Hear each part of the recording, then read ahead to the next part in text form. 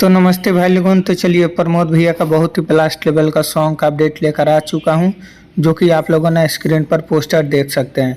इस सॉन्ग का टाइटल रखा गया है कमर दुखावे में।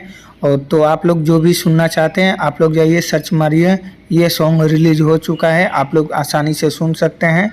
तो आप लोग सिंपली सर्च मारिएगा कमर दुखावे में, तो आप लोगों को मिल जाएगा। नहीं तो सारेगामा हम भोजपुरी के यूट्यूब चैनल पर जाइए, वहाँ पे मिल जाएगा और ये पोस्टर भी देख सकते हैं।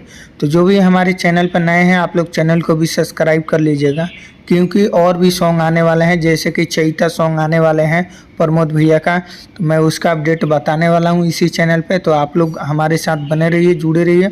आप लोगों का हर एक न्यू सॉन्ग का अपडेट सबसे पहले मिलता रहेगा। और जो भी बातें यहाँ पे बताए जाते हैं सब जेन्युइन बताए जाते हैं, कोई भी इधर उधर की फेक बातें यहाँ पे नहीं बताया जाता है।